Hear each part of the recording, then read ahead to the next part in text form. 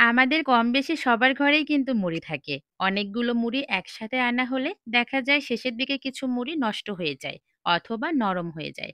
সেই মুড়িগুলো কিন্তু আমরা ফেলে দিই। তবে আজকে আমি সেই নরম হয়ে যাওয়া মুড়ি দিয়ে মজাদার একটা বিকেলের স্ন্যাক্স রেসিপি তৈরি করে দেখাবো। এই রেসিপি যদি আপনি একবার শিখে যান, তাহলে এই নরম হয়ে যাওয়া বা নষ্ট হয়ে যাওয়া মুড়ি কখনোই ফেলবেন না। আশা করছি আমার আজকের ভিডিওটি আপনাদের কাছে ভালো লাগবে। আমি প্রথমে একটা বাটির মধ্যে ২ কাপ পরিমাণ নরম হয়ে যাওয়া মুড়ি নিয়ে নিচ্ছি। তবে নরম হয়ে যাওয়া মুড়ি ছাড়াও মুচমুচে মুড়ি দিয়েও একই পদ্ধতিতে রেসিপিটি তৈরি করতে পারবেন।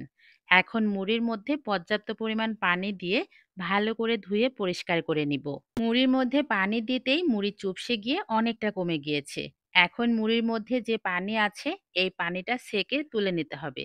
এরপর পর্যায়ক্রমে সবগুলো উপকরণ যোগ করে দিব। প্রথমে দিয়ে দিচ্ছি এখানে ১ কাপ পরিমাণ কোচানো আলু। সাথে দিয়ে দিচ্ছি এখানে ২ চামচের মতো চালের গুঁড়া। ২ টা দিয়ে দিচ্ছি পেঁয়াজ কুচি আর সাথে ৩ টা কাঁচামরিচ কুচি। সামান্য একটু দিয়ে দিচ্ছি আদা আর রসুন বাটা। ১/২ চামচ করে দিয়ে দিচ্ছি হলুদের গুঁড়া আর মরিচের গুঁড়া। অল্প সামান্য দিয়ে দিচ্ছি এখানে ভাজা জিরের গুঁড়া। স্বাদমতো লবণ দিয়ে এখন সবকিছু ভালো করে মাখিয়ে নিতে হবে। যেহেতু এখানে আলু ব্যবহার করেছি, তাই পানি কিন্তু খুব বেশি ব্যবহার করা যাবে না। আমি অল্প অল্প করে পানি দিয়ে মিশ্রণটা ভালো করে মাখিয়ে নিব। অল্প করেই পানি ব্যবহার করতে হবে। এখানে কিন্তু আলু থেকে অনেকটা পানি বের হবে।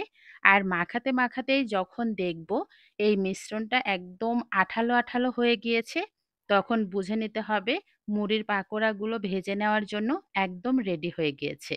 তো এখন আমি পাকোড়াগুলো ভেজে নিব। একটা ফ্রাই প্যানের মধ্যে পরিমাণ মতো তেল দিয়ে দিচ্ছি। তেলটাকে প্রথমে চুলার হিটটা একদম হাইয়ে করে গরম করে নিব। এরপরে চুলার হিট মিডিয়ামে করে পাকোড়াগুলো ছেড়ে দিতে হবে।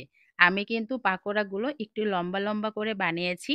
তবে আপনারা আপনাদের পছন্দ মতো মুড়ির পাকোড়াগুলো বানিয়ে নিতে পারেন, গোল অথবা চ্যাপ্টা করে।